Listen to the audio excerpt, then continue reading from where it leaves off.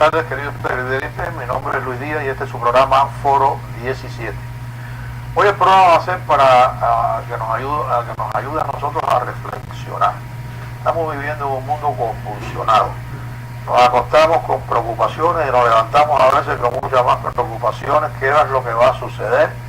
Hay muchos conflictos en todas partes del globo terráqueo y yo no creo que tengamos control para poder por lo menos erradicar algunos de ellos si no hacemos cosas de una manera firme y autoritaria.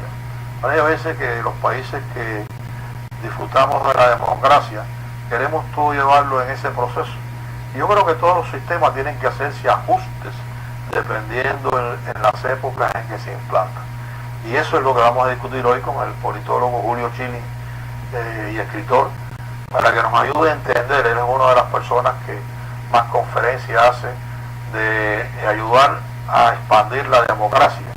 Pero estamos viendo que es un mundo que no la entiende y que yo no creo que estamos preparados para vivir ya en democracia, honestamente hablando, y eso es el tema de hoy. Gracias, Julio, por estar aquí en el programa, pero estoy un poco frustrado, notarás el tono de voz, porque yo creo que cada día la democracia, si no se reinventa, vamos a perder una cantidad de beneficios tremendos, sin lugar a dudas, pero tiene que reinventarse para poder funcionar acorde a como estamos viviendo en estos días. ¿Cuál es tu opinión? No, tal cual. Primero, encantado de estar aquí de nuevo y siempre agradecido por esta oportunidad que tú me das de compartir contigo en este gran segmento de español tan importante de televisión pública para el sur de la Florida y para todos los lugares que se está propagando.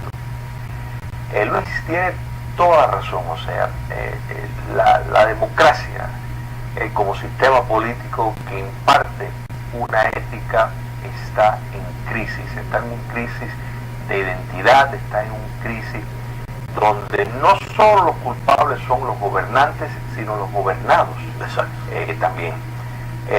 Podemos señalar a diferentes contribuyentes a eso. El comercio internacional, para no etiquetar esto como el globalismo, o sea, las reglas del juego del comercio han relativizado una moralidad y ha puesto por encima de todo el lucro, que ahora, por ejemplo, uno mira hacia atrás de la historia y critica la esclavitud como algo terrible. Sin embargo, se valida determinadas prácticas laborales y principios comerciales que podemos argumentar son un neoesclavismo. Sin duda. O sea, que explotación, que lo que importa es el lucro, ni el medio ambiente, ni los derechos de los ciudadanos, ni con quién se está comerciando, aún a sabiendo que tal vez con quien estamos comerciando quiere nuestra destrucción. No importa, lo que se está buscando es, como se dice, como el bottom line. Entonces, eso es muy lamentable. Tenemos por otro lado un secularismo desfrenado, o sea, una sociedad abierta que se quiere vivir bajo el sistema democrático y permanecer abierta, tiene que tener ciertos resguardos morales.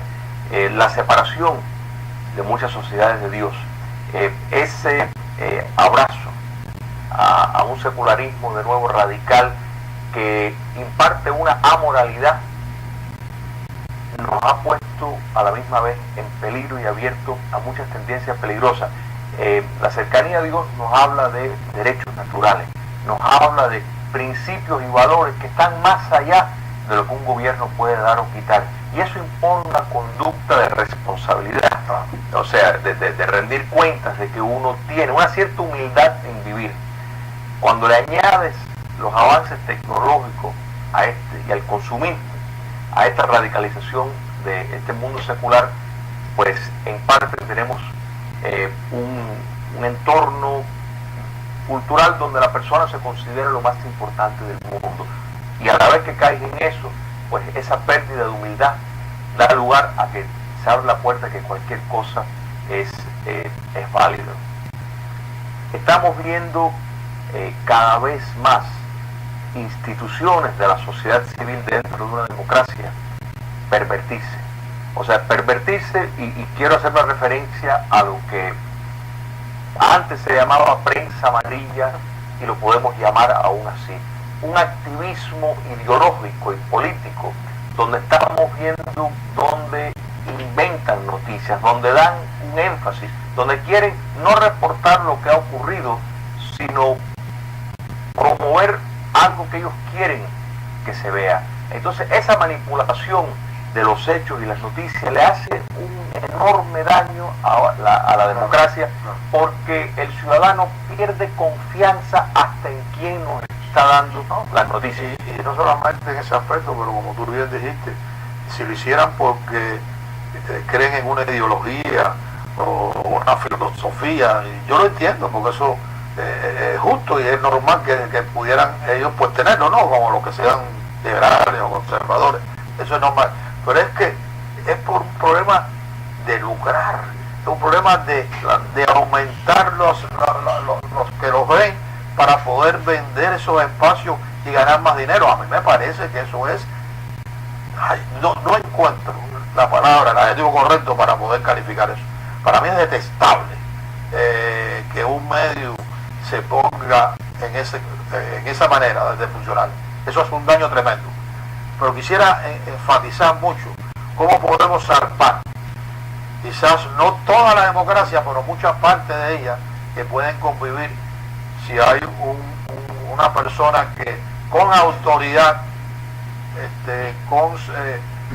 no me gusta decir dictador, ¿no? Porque no es la palabra adecuada ni correcta, pero que tome posiciones para salvaguardar el futuro de la nación y tome esas decisiones sin tener que ir por tanta cantidad de procesos que lo que hacen es dilatar y impactar la nación. Ese es el punto que yo quiero, porque eso lo vemos a través del mundo. Los pueblos, yo no diría los pueblos, pero multitudes en las calles donde desbaratan tus negocios, es decir, me están afectando a mí, ¿por qué permitirlo y no tener un castigo fuerte? Impedir que haya un movimiento peatonal en un lugar que me impacta a mí porque no puedo ir a mi trabajo. Y no estoy hablando en Estados Unidos, estoy hablando en Europa, que lo vemos constantemente. Ahora vimos en Inglaterra una cosa tremenda. Entonces, no debe de tomarse medidas severas para evitar de que esas cosas sucedan, porque eso va a impactar sin lugar a dudas la democracia que tú has querido implantar. Efectivamente, mira, muchas veces requiere una crisis profunda, un tocar fondo, como quien dice, para que se reaccione. De lo contrario, pues ese estado de inercia de decir, bueno, todo se puede tolerar. Bueno, la tolerancia es importante, pero no se puede tolerar lo intolerable, claro, porque si se abre esa puerta como se ha abierto, pues en efecto tiene los gérmenes de tu destrucción, y eso es muy lamentable. Entonces, tú has utilizado ese ejemplo clásico de que estamos viendo a través de Europa entera, donde se está tolerando en el nombre de qué, a elementos que tú sabes que conspiran contra ti, a semillas que ya han brotado y son árboles que están en campaña activa para destruirte. ¿En el nombre de qué? Tener eso es un pacto suicida.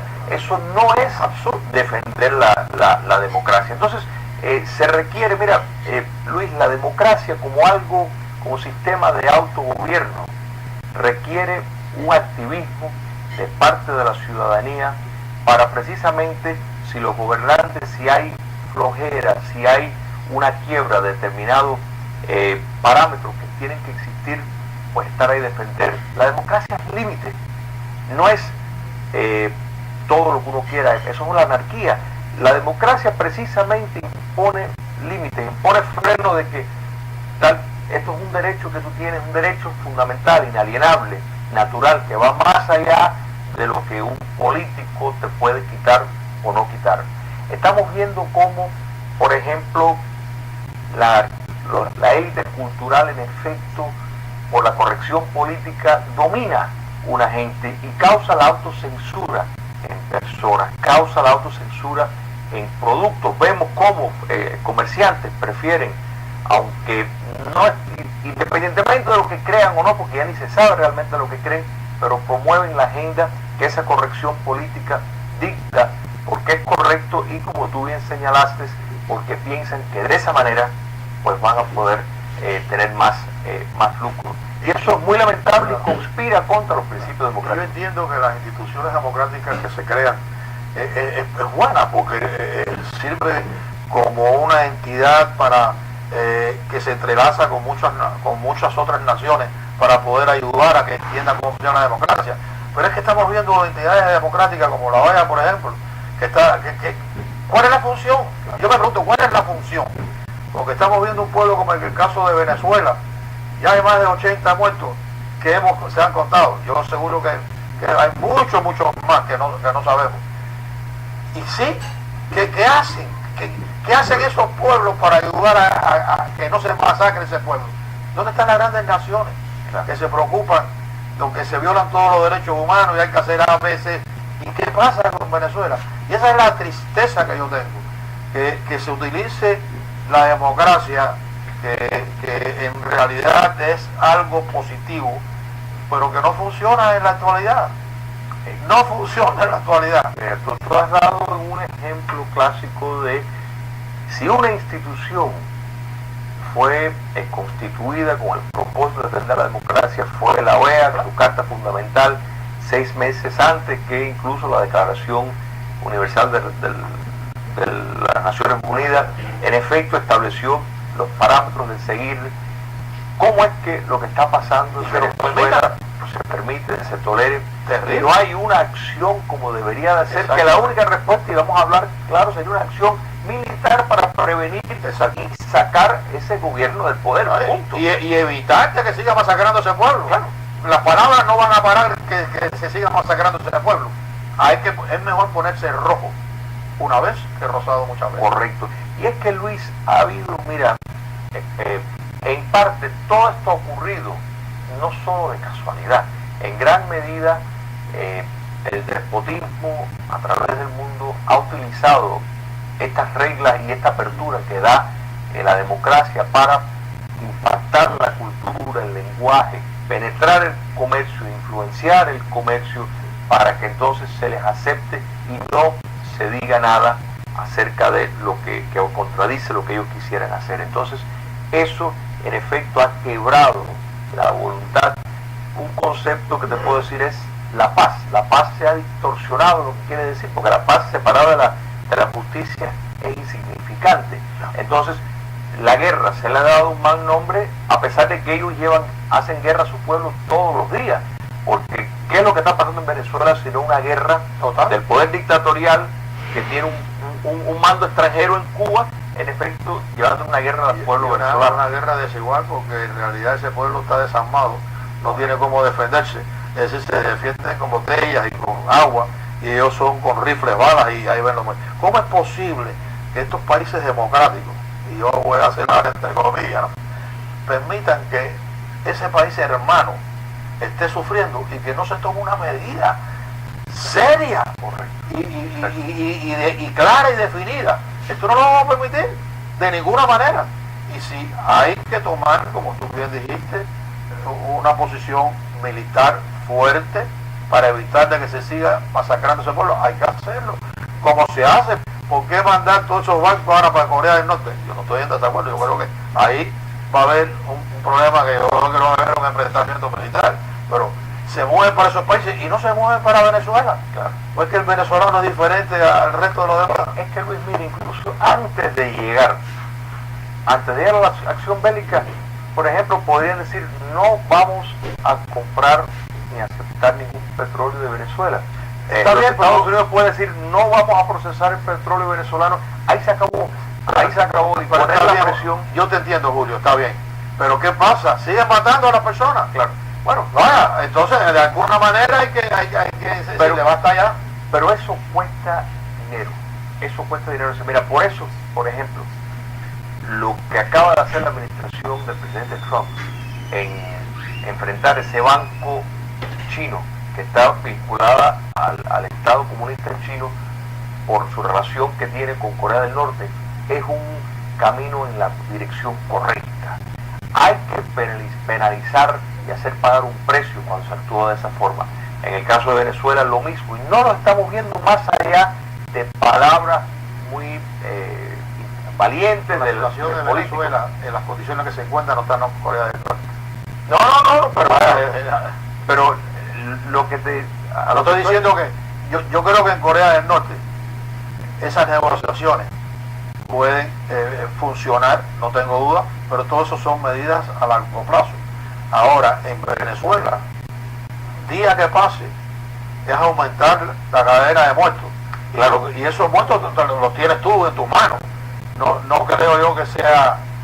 Pero el principio de responsabilizar al régimen venezolano y al régimen cubano por lo que está pasando en Venezuela no se está aplicando y se debería de hacer. O sea, el principio es el mismo y hay una indiferencia en acción, más allá de palabras muy elocuentes que escuchamos y gestos simbólicos muy bonitos.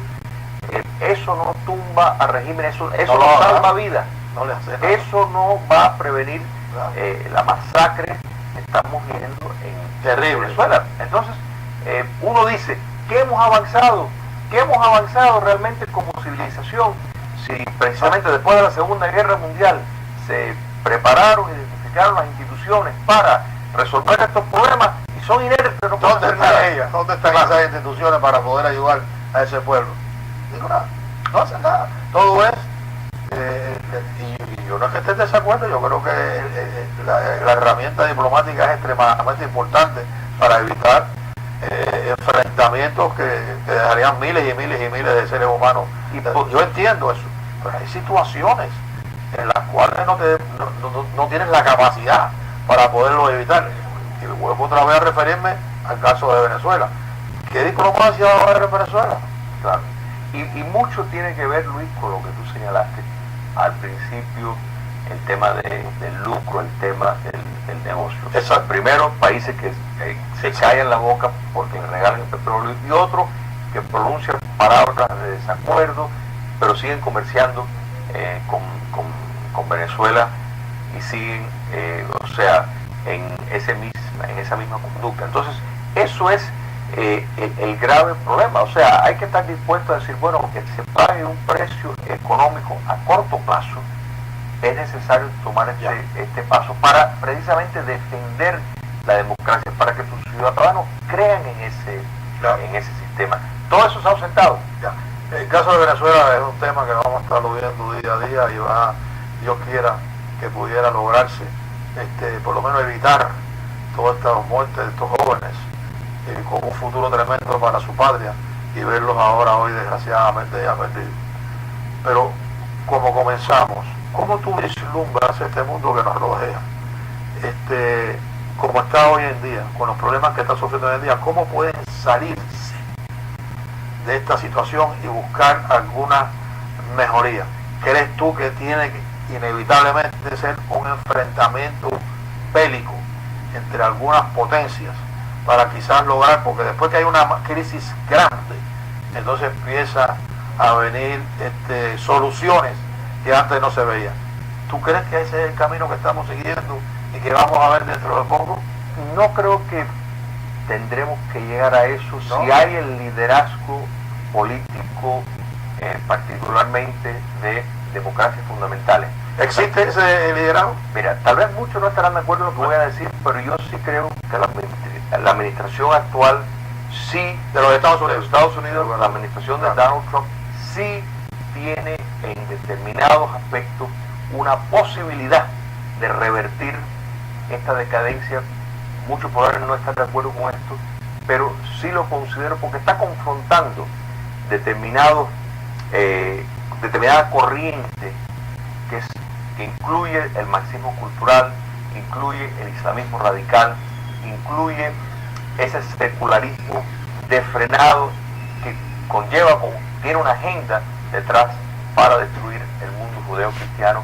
O sea, está cambiando la dinámica en muchas cosas en Cuba, con la política de Cuba comunista, la acabamos de ver. Yo creo que esto es importante. No veo que está siendo secundado por otros países. Él solo no puede hacer las cosas.